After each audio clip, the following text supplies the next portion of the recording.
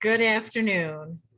I'm Trudy Murata, a volunteer community ambassador with AARP Virginia, and I want to welcome you to our Hearing Assisted Technology Options for People with Hearing Loss webinar this afternoon, and thank you for joining us. The month of May is Better Hearing and Speech Month, and AARP Virginia is pleased to team up with the Northern Virginia Resource Center for Deaf and Hard of Hearing Persons, what I'll refer to as NVRC, to raise awareness about hearing loss and to encourage you to think about your hearing health and to get it checked. Today's 60-minute program is the second in a special 3-part series we're doing this month with NVRC. This series won a Distinguished Partner Award from Fairfax County's Neighborhood and Community Services, and we are delighted to partner with them to bring it to you today.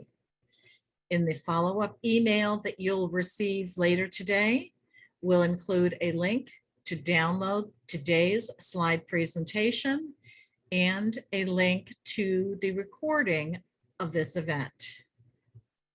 Our guest speaker is Debbie Jones. Debbie came to NVRC in January 1995 and is often the first point of contact for NVRC.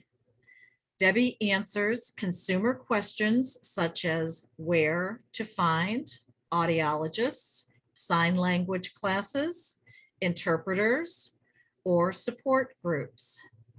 She is also in charge of the technology demonstration room and is the outreach specialist for the Technology Assistance Program under contract with the Virginia Department for Deaf and Hard of Hearing for the Northern Virginia region.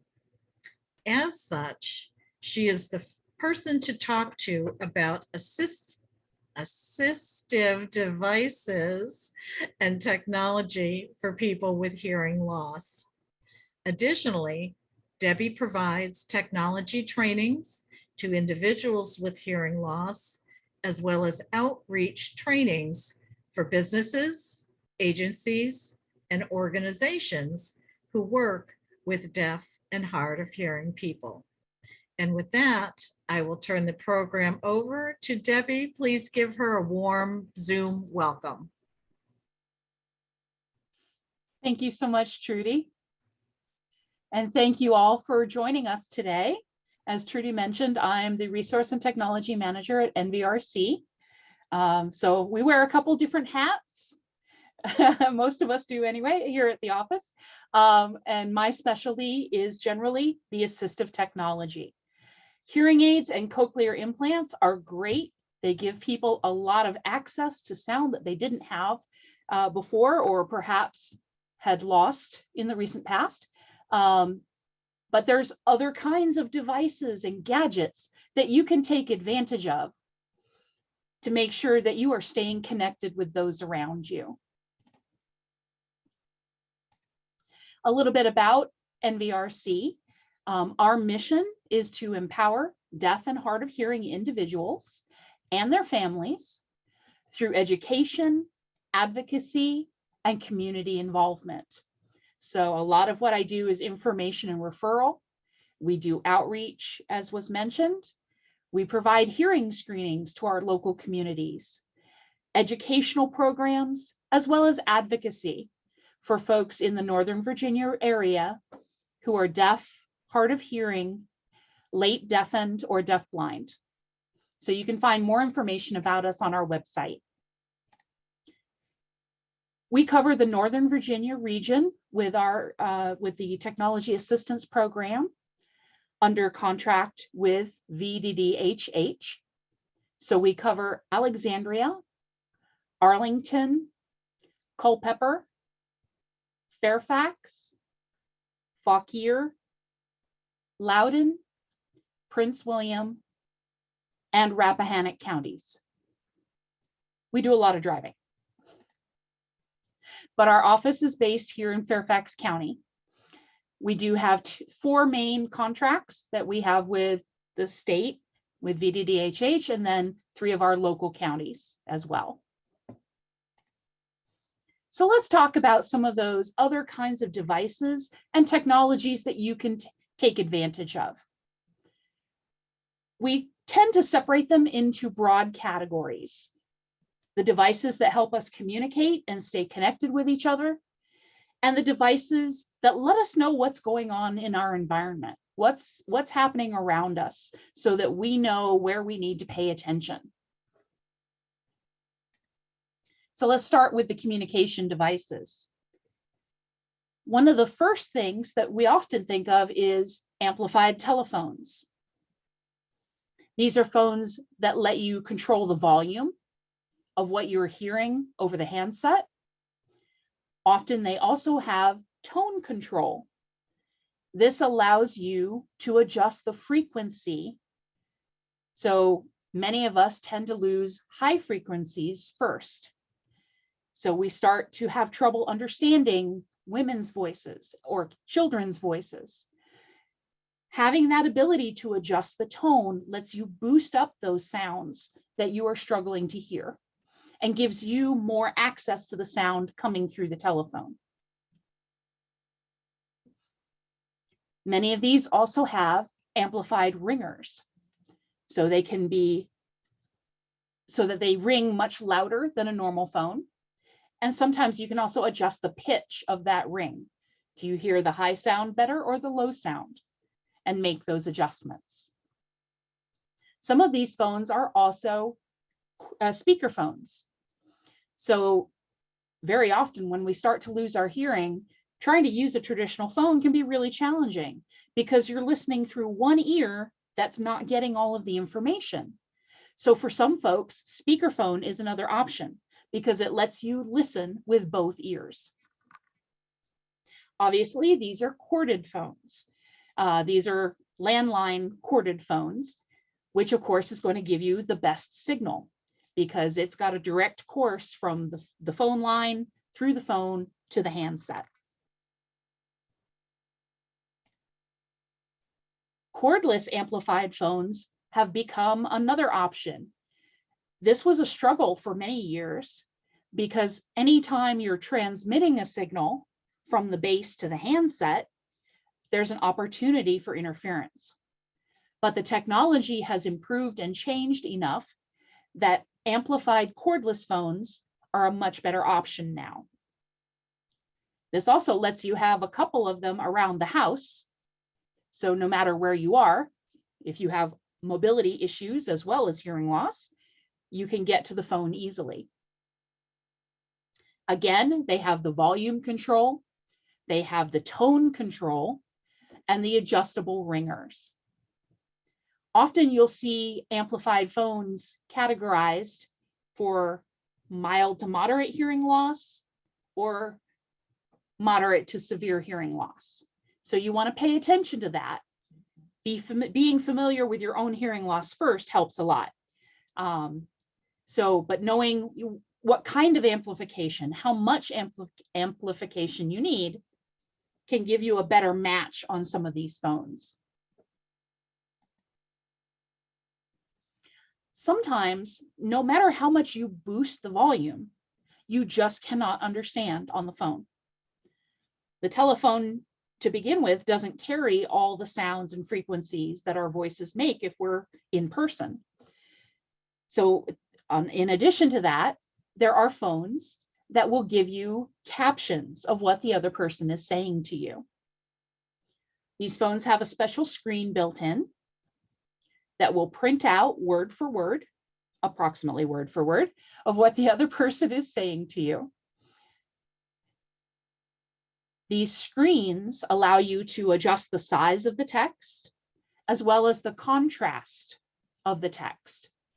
If you read better on a blue background with yellow text or a black background with white text, you can make those adjustments in the phone. They also do have amplification and tone control.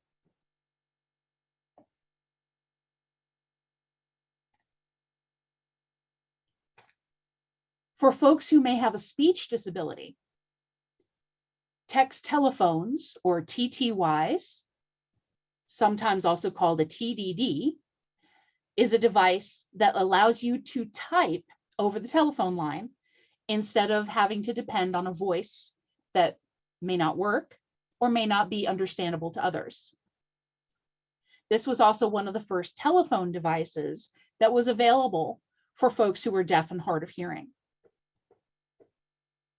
There are a lot more options now for folks who are deaf or hard of hearing, and so more folks using the TTY tend to be those who have a speech disability.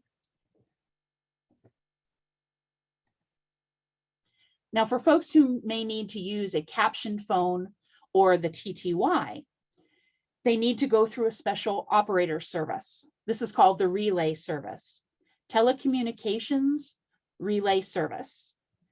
Each state has their own relay service, and it is available 24/7, 365 days a week, days a year.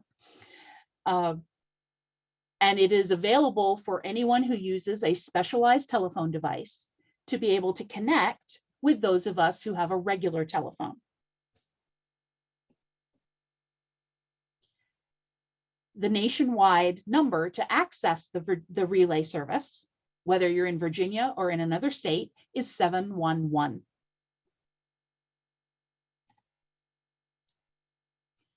Now, sometimes the phone is not the issue, it's the one-on-one communication that is a struggle.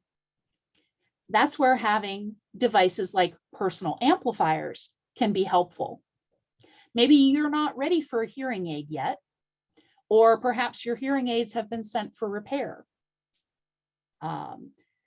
Other situations may come up where a personal amplifier is more useful than the hearing aids.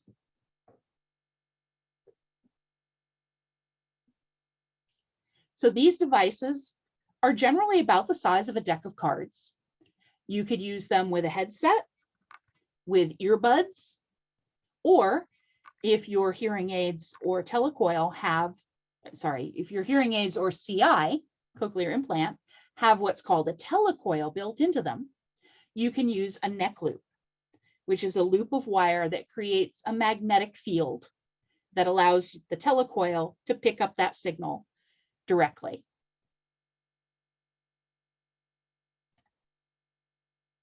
So we've talked about the devices that can help you with communicating, but now what about alerting devices? What's going on around us? These devices can either amplify or can switch out, use, say, a light instead. There are devices that you can add to your existing telephone, this being the landline phone, of course, to make the ring of the phone louder, or change the pitch, or even change the pattern. Because sometimes the regular ring of the phone might not be enough to get your attention.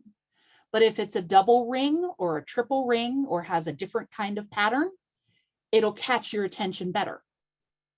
Same with some of the doorbells. These are doorbells that can be made louder. You can choose a high pitch or a low pitch, or it can go through a series of pitches, like the Westminster chimes. Boom, boom, boom, boom, boom, boom, boom, boom, that kind of thing.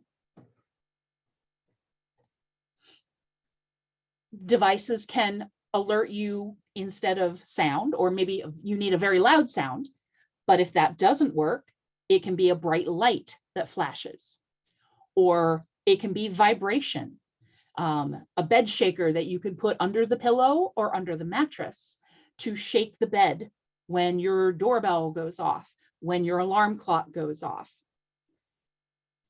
Some devices will alert for several different kinds of sounds: a baby crying, a knock at the door, motion detector.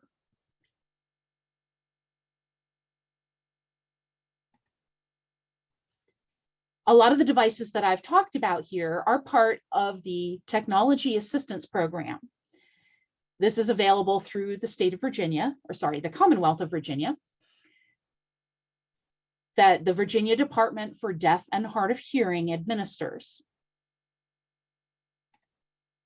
This program was set up to help Virginia residents who are deaf, hard of hearing, deaf-blind, and need specialized telephone equipment to get that at a lower cost. So whether it's a captioned telephone or an amplified telephone, a flashing doorbell, this program helps folks get access to that equipment. You have to be a Virginia resident who is deaf, hard of hearing, deaf-blind, or has a speech disability. And of course, you have to qualify by income. Veterans with hearing loss who have an honorable discharge paperwork from the military are automatically qualified for the TAP program. And so any kind of income requirement is waived for veterans. Under Virginia's Technology Assistance Program, you can choose 2 devices, one telephone device or communicating device, and one signaling device. You get to take that home for 30 days, try it out, make sure it's going to work for you. If it's working for you at the end of 30 days, you get to keep it. If not, we switch it out and that starts over again. If you don't qualify by income, you can still purchase equipment through the state program. Each state handles this kind of program differently. Sometimes it's through the relay service. Sometimes it's through an agency like the Virginia Department for Deaf and Hard of Hearing. Other times it might be through the vocational rehab services. So if you live in another state, you may need to check around and find the correct agency to access this kind of program. So as I mentioned, those were the devices available through the state program, but there's an awful lot out there, depending on your particular communication needs. There are video phones for folks who use American Sign Language as their primary communication. This can be a special webcam that hooks up to your TV at home. It can be done as a program you download to a computer or a laptop that has a webcam. Even apps on your phone, which we'll talk a little bit more about later. We mentioned before the personal amplifiers, and there are other kinds of devices like that. Personal amplifier might be good for a one-on-one situation or a small group, but for a situation like a lecture hall or going to a theater performance, you might need something like an FM system, which has a receiver with the headset or the earbuds and a transmitter with a microphone that you give to the speaker or put up at the front of the room.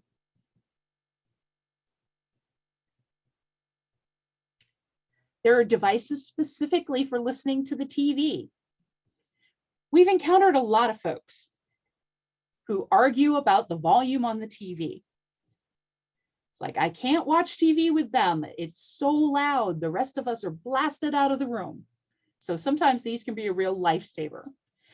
They hook up to the audio out of your television set, and then you wear the headphones or the stethoscope or the neck loop to give you a direct signal from the TV direct to your ears. And that way you get to adjust the volume so it's right for you. And then the TV for the rest of the room can stay at a lower volume. As we mentioned, this can be headset. It can look kind of like the stethoscope style. Some are even little speakers that you can put right next to you so that you can adjust the volume right here, not blast it out from across the room. I've even seen some that actually sit on the back of your easy chair so that the speakers are right next to your ears. So there's a lot of options out there. Alarm clocks. We talked about a little bit about the signaling devices for the doorbells. and that sort of thing. Alarm clocks, of course, are a big deal. Got to get up, make sure you're at those appointments on time. These devices, again, can use sound or light or vibration or different combinations of the three different combinations. So there can be combination devices we mentioned before, be really loud alarm clocks that can go up to like 90 decibels, very loud. And of course, you can change the pitch of that loud sound. Do you need the high sounds or do you need the low sounds in order to wake up in the morning? Do you need to flash a light to get up in the morning? I've had deaf friends that you could flash the lights all day long and they will not wake up, but you touch them and they're awake like that. I've also seen the opposite, where folks can sleep through that bed shaker, but turn on the light and they're sitting up real fast. So you've got to find the right match for you. There are even travel alarm clocks available that you set, they're battery powered, you set the alarm, you put it inside your pillowcase, and it's ready. You wake up the next morning when it starts to buzz and shake. Nowadays, everybody uses their smartphone for everything.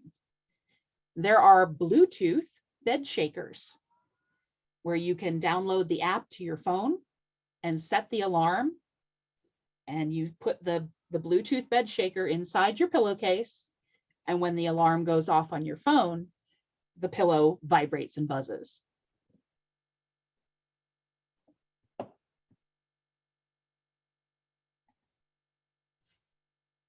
Very important one, visual smoke detectors. When we start to lose our hearing, we sometimes don't think about what alarms we already might have in our home that we need to pay attention to. Many of us lose more hearing on one side than another. If you're sleeping on your good ear, are you going to hear the smoke detector going off in your home? This is something that you and your family should get together and check. Make sure when you're lying down and that smoke detector goes off, are you alerting to it? If not, there are visual smoke detectors that have the very bright light and very loud alarm. There are even units that will have a bedside unit with a bed shaker. So again, very loud, very bright light, very loud alarm, and then of course also a bed shaker. Some counties include visual smoke detectors in their smoke detector programs. So it is a good idea to check with your local fire and rescue to see if they include visual smoke detectors in their programs. Here in Virginia, it is part of the Code of Virginia that landlords are responsible for providing visual smoke detectors upon request. So if you rent your home or apartment and someone in the home has a hearing loss, you can write a letter to your landlord explaining someone in the home is deaf or hard of hearing and needs a visual smoke detector for safety. It is then the landlord's responsibility to purchase and install one of those alarms in your home.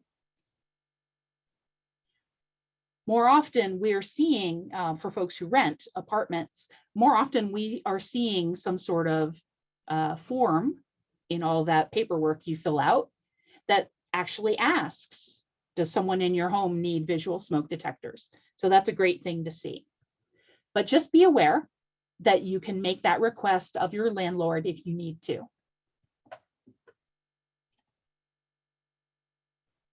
Let's talk about some other things we can take advantage of. Closed captions or subtitles. If you're struggling to understand what's being said on TV or on your computer, go into the settings, the menu settings of your TV, and make sure you're turning on the closed captioning. On your computer, you may find that under the accessibility settings. And it may say closed captioning, it may say subtitles, so you may have to play around with it to find the right setting.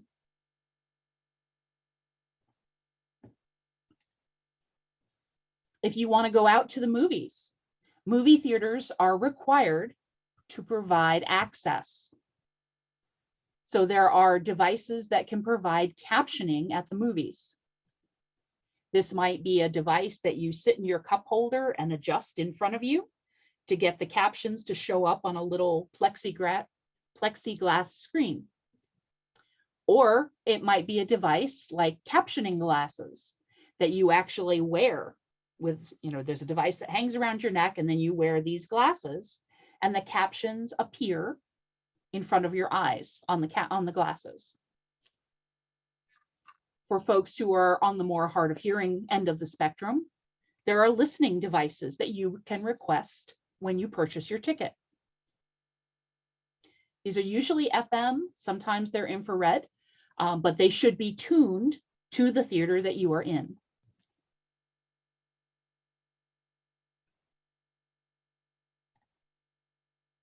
Here in the DC metro area, we've been quite lucky that theaters have agreed to provide open caption movies. So the whole family can go to the same movie and the captions or subtitles are right there up on the big screen.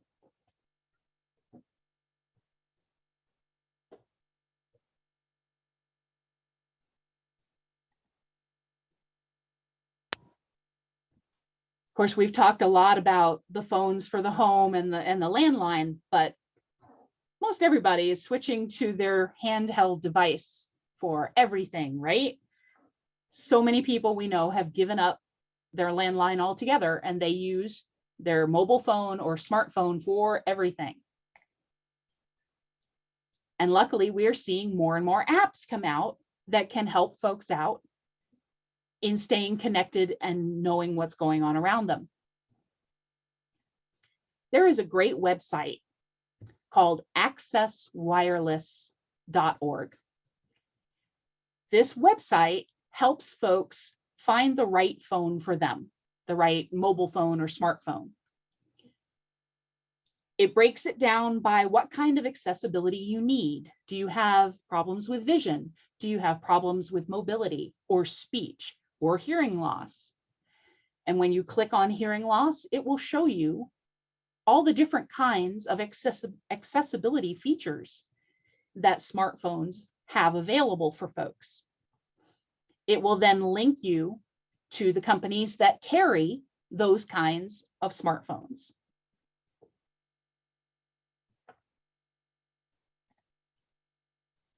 Nowadays, a lot of the hearing aid companies are also working with the telephone companies to provide an app that lets you control your hearing aids through your smartphone.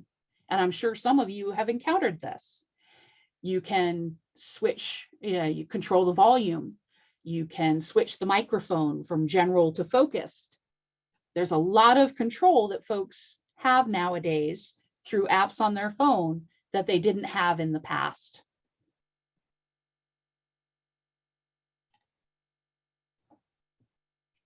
Video calls have also been a great benefit for folks with hearing loss. You may not realize it, but you lip read a lot more than you realize. Pardon my English. Being able to see somebody on the phone, being able to see their facial expressions and how their lips are moving gives you more information on that phone call than just listening to the voice. And so taking advantage of apps like FaceTime or Google Duo or other video chat, video call apps can keep you better connected with your friends and family.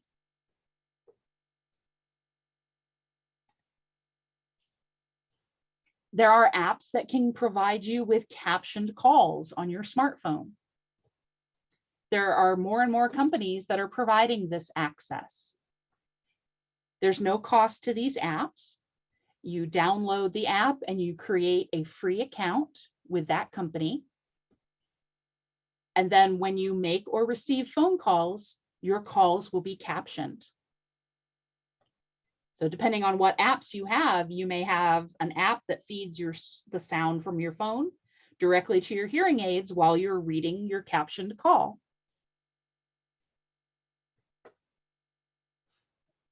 It's great that we've got a lot more options than we used to have. For folks who use sign language, there are apps for the smartphone for video relay services as well.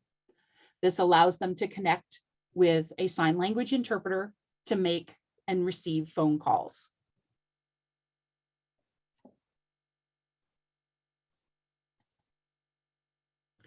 For one-on-one communication, when you're really struggling to understand someone, see if a voice to text app might be helpful.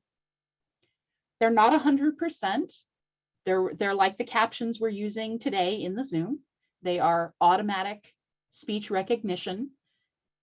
But for those one-on-one situations, it might be really helpful.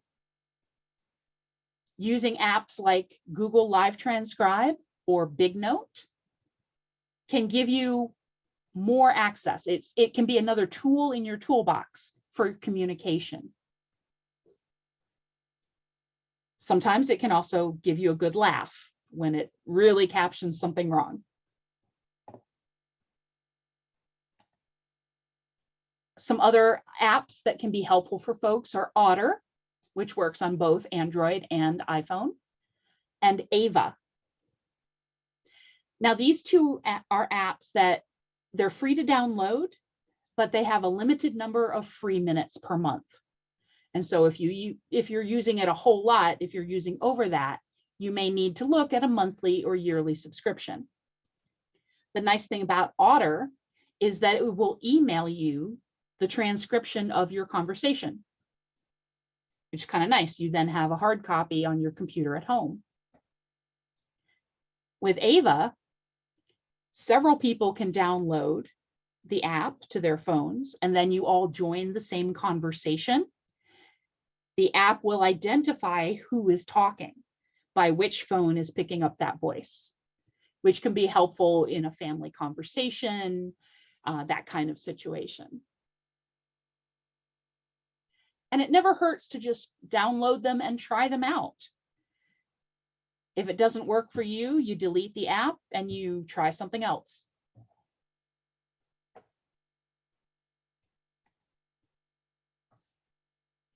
The technologies are always changing.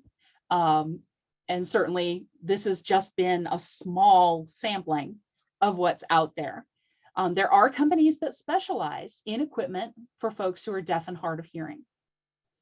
Our center has a fact sheet with about 7 or 8 different companies that the community has told us that they've had good experiences with. So you can ask us for a copy of that, or we can send that out to you rather. And they have websites, so you can check out what they have available, or you can ask them to send you a catalog. If it's more comfortable for you to sit down and leaf through the catalog, that's an option too. Our center here in Fairfax does have a demonstration room. So we have different kinds of phones, captioned phones, amplified phones, different signalers, TV devices, TV listening systems, personal amplifiers that you can come in and try out and see if they might work for you. We do ask that folks make an appointment because sometimes we go out to do presentations. So we want to make sure that someone is here that can sit down and talk to you about your challenges. What are the things that you're having trouble with, and pull out the right devices to see if that can work for you. And that brings me to the end of my presentation. Are we up for questions now, Trudy? Is that right? Yes, we are. I just have to say, I am completely amazed at all of the resources that are available and that you have shared with the group today.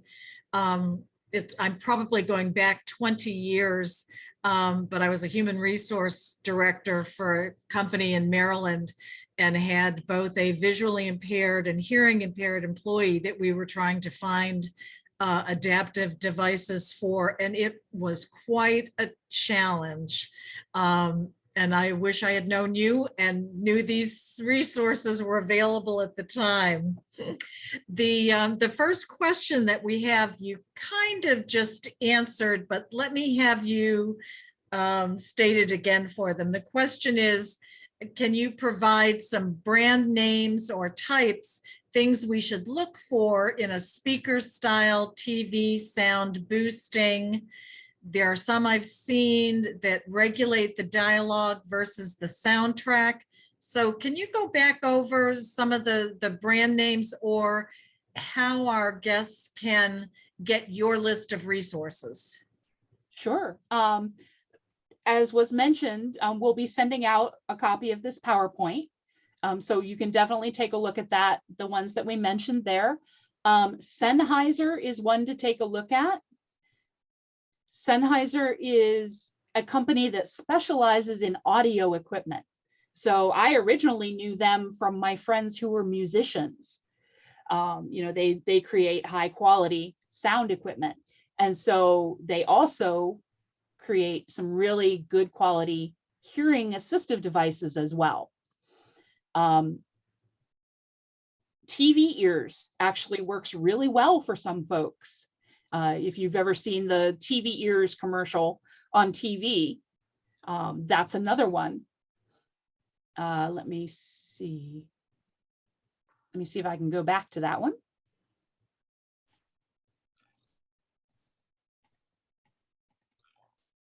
There it is.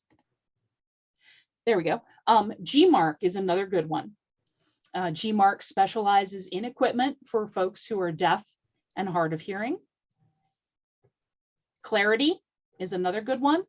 And then also Serene Innovations and Clear Sounds. But certainly folks could get in touch with us and we could send them a list. Great, super, thank you. Sarah is also as another volunteer with AARP Virginia. Sarah, I saw a couple of questions show up in the chat box. Can you address the first question from that side? Yes. In the chat box was, what is the difference in services? What is the difference in services between getting a hearing test from a Fairfax County audiologist and a private audiologist? That is a really good question, and not one that I'm necessarily going to be able to answer. To my knowledge, the county hearing and speech services would be equivalent to a private audiologist. Probably the biggest difference is I don't believe the county services sell hearing aids, whereas a private audiologist often sells hearing aids as well as doing the testing. Okay. Debbie, I seem to remember from last week's presentation that speaker did in fact talk about that issue. So I'm going to recommend that if you weren't able to participate in last week's program, you can go to aarp.org/hearbetter, and questions with regard to audiologist and where to get hearing testing was addressed really well in the first presentation. So let's have you go back and review that one if it's possible for you. The next question I have, Debbie, is do you have the Bluetooth bed shakers on demonstration at the NVRC facility? We did have one. Unfortunately, we've started having an issue with it. So I'm looking into getting a replacement for it. But yes, I hope to have a new one of that soon. Okay. Sarah, is there another question on the chat side? Yes. I would like to know any good over-the-counter hearing aids. Unfortunately, I cannot address that one. And then in the Q&A box, it said, does every state have an equivalent of the VDDHH and a TAP program? Most states have some sort of technology program. It's my understanding that not all of them do, but most do. If you check with your state's Office for Deaf and Hard of Hearing, they should be able to point you in the right direction. Okay. Trudy, there's two more, I think. I got it.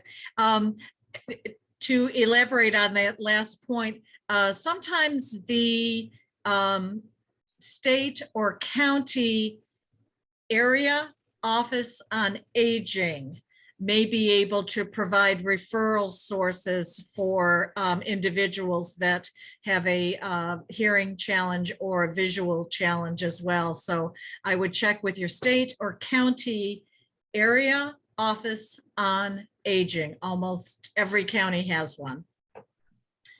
Debbie, one of our guests needs some help at the doctor's office.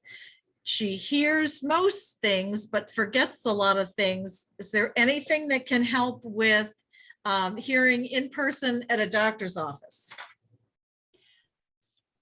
Trying one of the personal amplifiers would definitely be something to try. Again, it allows you to control the volume of the person you're chatting with. Another option for that would be to request captioning for your appointment. Generally, this means bringing in what's called a real-time captioner who can provide a word-for-word transcript of everything that is said in the appointment. Barring that, you could try one of the apps, the voice-to-speech apps, to see if that's helpful for you. Remember that that app is not necessarily going to be 100% accurate.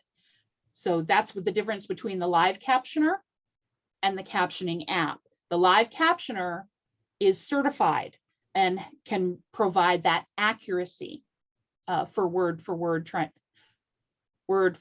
transcription. Okay. One other question I see is, will sound bars work with older TVs? That is a really good question and not one that I am going to be able to answer. Probably depends on the age of the TV. How old is old? Right. And the technology is changing quick nowadays. It really may determine on what kind of jacks you have on the back or side of your TV that can match up with the necessary inputs for the sound bar. Okay. And Debbie, can you repeat your answer for how one might be able to find an audiologist in states other than Virginia? Certainly. Of course, nowadays, a lot of people have to go through their insurance. So most of the insurance companies can hook you up with an audiologist in your area. If not, you can check with the American Speech Language Association, ASHA, ASHA. They have a searchable database on their website as well. Very good.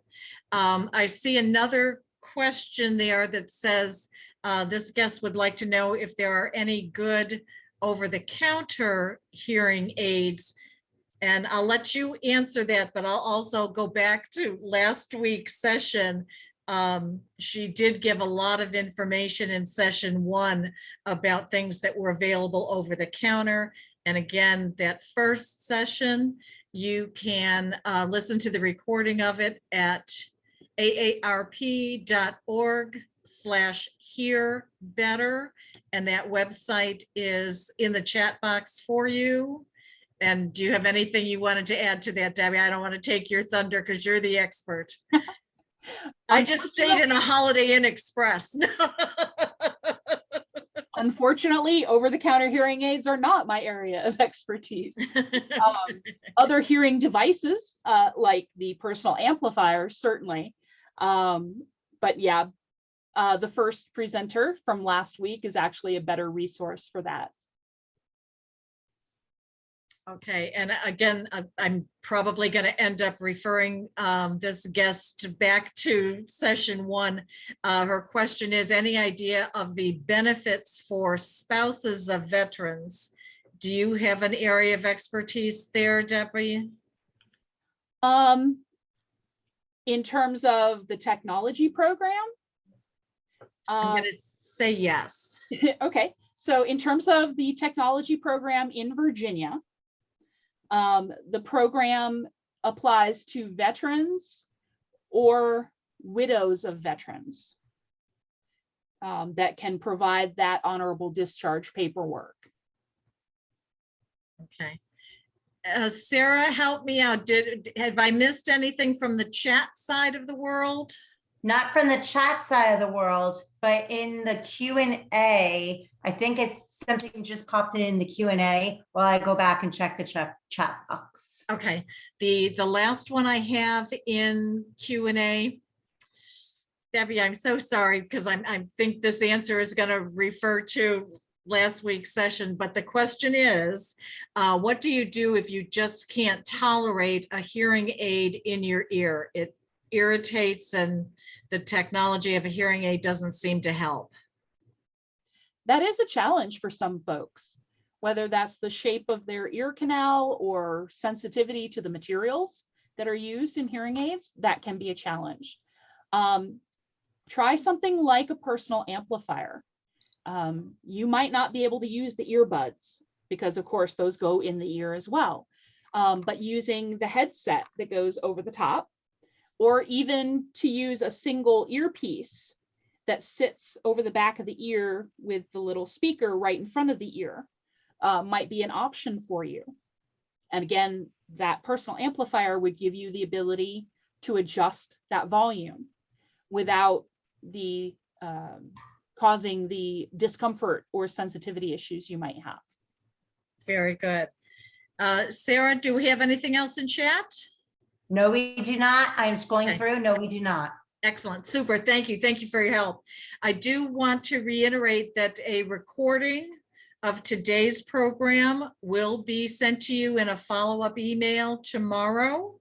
And you can also go to the website that I referenced earlier, AARP.org/hear-better for last week's program and this week's program as well. On behalf of AARP, I'd like to thank you all for joining us today. Great questions, by the way. Thank you for joining us, and I want to express all of our appreciation to Debbie Jones and our sign language interpreters as well for sharing their valuable time and expertise with us. We would love to get your feedback on our program. In the chat box, you will see a link to a survey. Please take a moment to share your feedback with us. We will also send this link in a follow-up email. As I mentioned earlier, today's program is part 2 of a 3-part series. So we invite you to come back next week for the 3rd webinar. The 3rd webinar is entitled Stop Mumbling, I Can't Hear You. That will be on Wednesday, May 25th, starting at 3 o'clock Virginia time, which other people will refer to as Eastern Standard Time. In that program, we will talk about hearing aids and hearing assistive technologies that can go a long way to help individuals with hearing loss. But communication strategies are key to ensuring that we get the most out of our technology.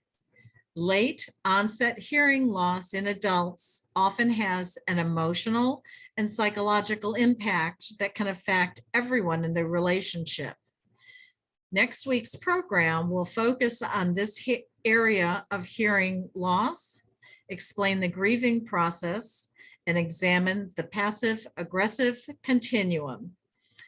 You do need to register for next week's program, and that would be at AARP /hearing better. And we'll put that link in the chat box for you as well. And I'll stall while the link goes into, there we go. I'll sing and dance.